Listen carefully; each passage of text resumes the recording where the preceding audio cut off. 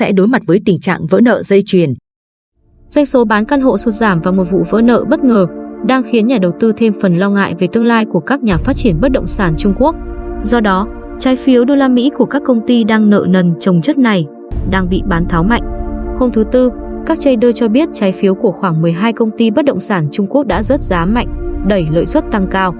Đợt giảm giá kéo dài từ nhiều ngày trước đó, phản ánh tâm lý bi quan của nhà đầu tư ngày càng trầm trọng sau khi nhà phát triển bất động sản hạng sang Fantasia cũng lỡ hạn thanh toán 206 triệu đô la Mỹ trái phiếu hôm thứ Hai.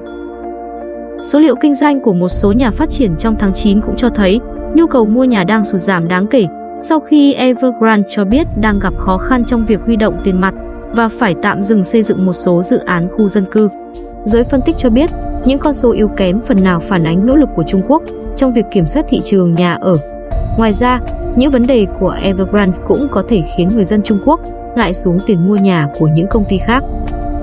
Trái phiếu của các công ty như Kaisa Group, Redsun Property và Yuhu đã rớt giá mạnh.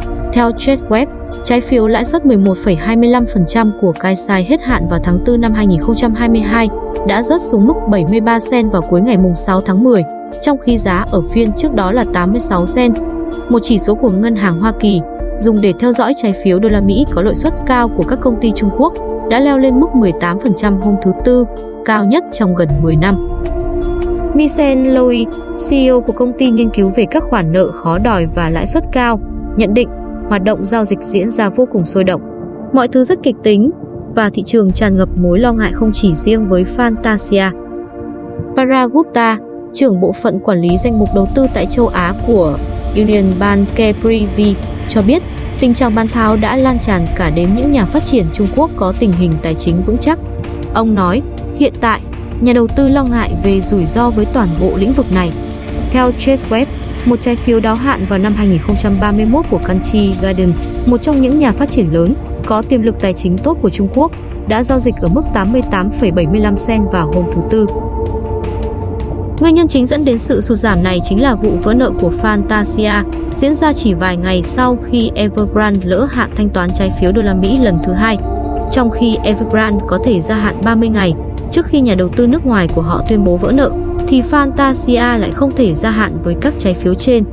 Việc Fantasia không thể thanh toán được các khoản nợ đã khiến nhà đầu tư ngạc nhiên, vì nhà phát triển này gần đây cho biết họ không gặp vấn đề về thanh khoản và đủ khả năng để thanh toán các trái phiếu đô la Mỹ thời hạn 5 năm mà họ phát hành vào năm 2016. Giống Evergrande, Fantasia cũng là một công ty tích cực phát hành trái phiếu lợi suất cao trong vài năm qua. Một số chuyên gia dự báo rằng Fantasia và các cổ đông chi phối của họ đã lựa chọn không trả nợ trái phiếu nước ngoài. Điều này làm dấy lên mối nghi ngờ việc liệu các nhà phát triển Trung Quốc khác có làm điều tương tự để tiết kiệm tiền mặt hay ưu tiên cho các chủ nợ trong nước hay không. Jenny Zhang, đồng trưởng bộ phận trái phiếu khu vực châu Á-Thái Bình Dương và giám đốc danh mục đầu tư của Erlang Beckton, cho hay niềm tin của thị trường đã sụt giảm nghiêm trọng bởi sự kiện gần đây. Điều này khiến nhà đầu tư phải đánh giá lại việc các công ty đó có sẵn sàng trả nợ hay không. Bà cho biết, khoảng một nửa số trái phiếu bất động sản có lợi suất cao của Trung Quốc đang giao dịch với lợi suất trên 20%. Tình trạng này gây rủi ro vỡ nợ cao cho các công ty đó và họ khó có thể tái cấp vốn cho các khoản nợ sắp tới. Theo Long Xiaofeng, nhà phân tích của CCB International, tháng vừa qua có thể là tháng 9 tồi tệ nhất đối với doanh số bán nhà của ngành bất động sản Trung Quốc trong 20 năm qua. Ông lưu ý rằng, thông thường, tháng 9 và tháng 10 là mùa cao điểm đối với hoạt động mua bán nhà ở Trung Quốc. Số liệu từ hãng cung cấp dữ liệu CRIC cho biết, doanh số bán nhà theo hợp đồng trung bình của các nhà phát triển chính đã giảm 28% so với tháng 9 năm ngoái. Một số nhà phát triển khác cũng báo cáo doanh số bán nhà giảm mạnh. Kaisa cho biết doanh thu theo hợp đồng trong tháng 9 của công ty đạt 884,3 triệu đô la Mỹ, giảm 28% so với một tháng trước. Hơn nữa, giá trái phiếu rác ở thời điểm hiện tại cũng cho thấy nhà đầu tư đang dự đoán sẽ có nhiều vụ vỡ nợ hơn đối với các nhà phát triển Trung Quốc trong thời gian tới.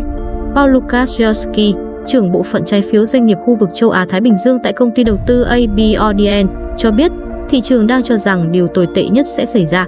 Nếu không có sự can thiệp của chính phủ, mức định giá thấp thảm hại đối với các tài sản này sẽ thành hiện thực.